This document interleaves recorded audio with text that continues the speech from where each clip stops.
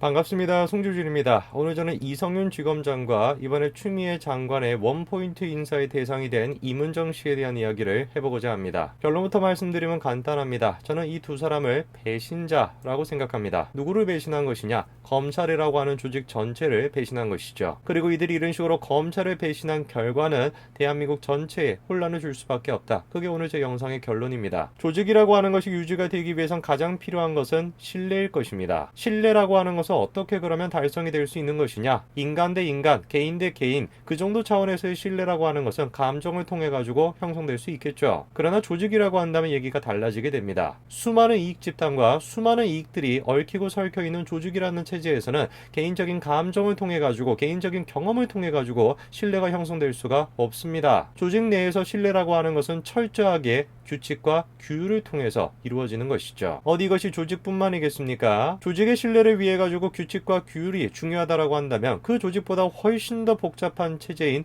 국가는 오죽하겠습니까? 그렇기 때문에 한 국가의 진정으로 신뢰가 형성되기 위해서 필요한 것은 다른 것이 아니라 법치입니다. 겉으로 봤을 땐 피도 눈물도 없는 것처럼 보이는, 감정이라는 것은 하나도 그냥 없는 것처럼 보이는 법이지만 그 법이 올바로 섰었을 때 진정으로 평화가 가능한 것이고 진정으로 사회 내에 신뢰가 가능한 것입니다. 저는 바로 이런 의미에서 봤었을 때 임은정 씨와 그리고 이성윤 지검장이 배신자라고 생각합니다. 어떤 내용인지 같이 한번 좀 보시죠. 송인권 부장판사라고 있습니다. 이 사람이 어떤 사람이냐? 이명박 정권 당시 거액의 대북 공작금을 유용해 김대중 노무현 전 대통령을 뒷조사하는 데 사용한 혐의로 최종업 전 국정원 3차장에게 실형을 선고했던 사람입니다. 그리고 또 어떤 사람이냐? 정경심 재판에서 거의 대놓고 정경심의 편을 들었다라는 비판을 받았던 사람인데요. 당시 검찰 측과 상당한 논란이 있었습니다. 정경심 교수의 공소장 변경을 거부하면서 굉장한 비판을 받았었죠. 심지어 검찰이 재판장의 그런 식의 편향성에 대해 가지고 중립성과 조서 내용에 대한 이의를 제기하기 위해서 PPT를 띄워가지고 설명하고자 했었는데 그것조차도 송인권 부장판사는 허락하지 않았었습니다. 진정한 판사라고 한다면 정치적인 목적을 갖고 있는 것이 아니라 법치 그 자체를 위해서 행동해야 될 것입니다. 구두변론주의 그리고 공판중심주의 이런 기본적인 어떤 재판의 원칙을 생각해 봤었을 때 송인권 부장판사의 저런 식의 행동은 도저히 이해하기가 어렵죠. 법치주의의 상징이라고 할 수 있는 판사가 저런 식으로 원칙과 원리를 무시한다라고 한다면 어떻게 법치주의가 지켜질 수가 있겠습니까? 정경심 재판을 놓고 대놓고 정경심 쪽에 편을 들었다라는 비판을 받았던 송인권 부장판사는 결국 교체가 되었습니다. 자, 바로 임정엽 부장판사로 교체가 되었는데요. 이분이 어떤 분이냐? 정경심 도양대 교수의 보석 청구를 기각했던 분입니다. 이분으로 교체가 되고 난 뒤에 재판부의 지금 분위기도 확 바뀌었습니다. 정경심을 옹호하던 최성의 조카를 상대로 해가지고 물타기 하지 마라, 위증죄까지도 경고를 했었죠. 임정엽 재판장은 위증죄를 경고하는 것뿐만 아니라 호통까지도 서슴없이 했습니다.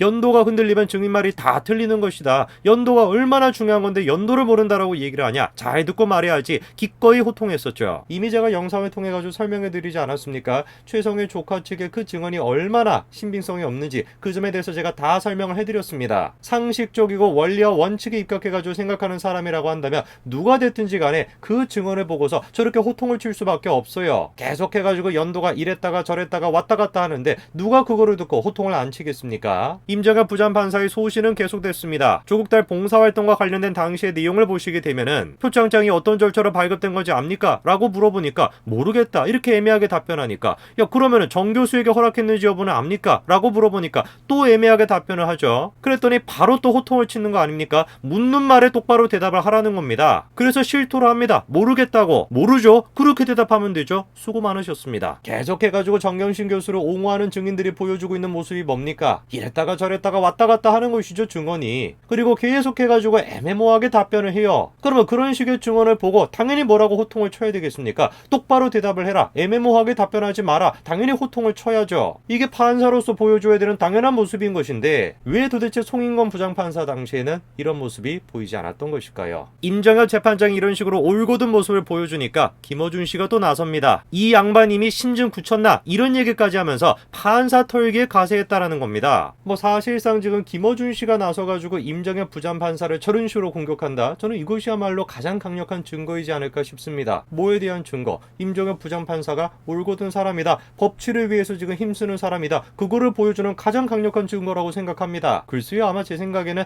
다른 진영에 있는 사람들조차도 이 부분에 대해서는 공감하지 않을까 싶습니다. 자, 그러면 제가 한번 질문해 보겠습니다. 송인건 부장판사와 임정혁 부장판사 두 사람을 우리가 다 살펴봤습니다. 여기서 질문, 이성윤 지검장은 과연 누구의 편을 들어줄까요? 뭐 답변이 뭐 금방 나올 것 같지 않습니까? 이성윤이라고 하는 사람의 여지껏 모습을 생각해 봤을 때는 당연히 송인건 부장판사 쪽으로 손을 들어주지 않겠습니까? 이성윤 지검장이 이런 얘기를 했습니다. 판사가 앉으라면 앉아야지. 무슨 소리냐? 아까 전에 송인건 부장판사와 검사들 사이에 설전이 있지 않았습니까? 근데 그 검사들이 고발이 됐어요. 한 시민단체가 해당 검사들을 법정 모욕이다 라고 하면서 고발을 했던 것인데 당연히 상식적으로 봤을 때 말이 안 되죠. 그래서 담당 검사가 부장, 차장 검사의 동의를 거친 상태에서 각하 처분을 하겠다라고 이 지검장에게 보고를 했던 겁니다. 놀랍게도 그런데 이성윤 지검장이 뭐라고 얘기를 했다라는 거예요? 법정 모욕죄가 되는 거 아니냐? 재판장이 앉으라고 하면 앉아야지. 버티는 건 재판 방해 아니냐? 이렇게 얘기했다라는 겁니다. 이게 지금 농담을 하는 것인지 구분이 잘 안 돼가지고 다시 한번 얘기를 하는 거죠.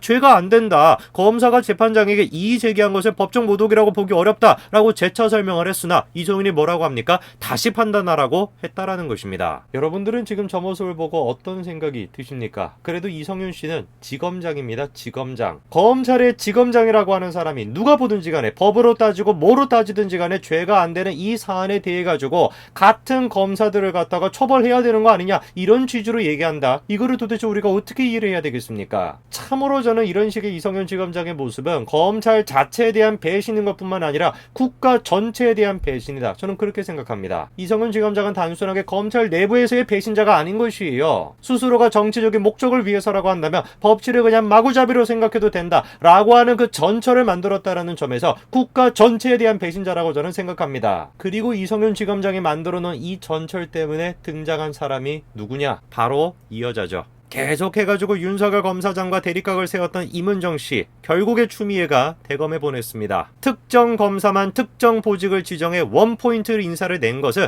극히 이례적이거든요. 당연히 이런 식의 인사를 내면서 윤석열 검찰총장과는 한마디도 상의하지 않았다고 합니다. 임은정 씨에 대한 이런 식의 원포인트 인사, 이것이 과연 법치를 기본적으로 생각한 신뢰를 바탕으로 한 그런 조치일까요? 저는 결코 그렇게 생각하지 않습니다. 저는 이번 인사야말로 추미애 장관이 지금 막다른 골목 에서 최후의 순간에 자신의 존재감을 드러내기 위한 그런 조치였다라고 생각합니다. 그리고 임은정 씨야말로 이런 식의 정치적인 목적에 기반을 둔 조치의 수혜자다라고 저는 생각합니다. 임은정 씨는 계속해가지고 검찰 내부에 대한 비판의 글을 SNS에 써왔습니다. 최근에는 문창서 전 검사장과 한동훈 이원석 검사장을 향해가지고 간교한 검사다 이렇게까지도 얘기했습니다. 이런 사람이 검찰 내부의 신뢰를 형성할 수 있겠습니까? 조직의 체계, 원칙, 원리 이런 것들을 싸그리 다 무시하는 이 사람이 어떻게 검찰 내부에서 신뢰를 만들어낼 수가 있겠습니까? 저는 분명히 장담합니다. 검찰 내부에 있는 수많은 검사들도 이성윤 지검장과 그리고 임은정 씨를 보면서 배신자다라고 생각할 거라고 저는 확신합니다. 이들의 배신은 그런데 검찰 내부에서 끝나지 않을 것입니다. 자신의 정치적인 목적을 위해서라고 한다면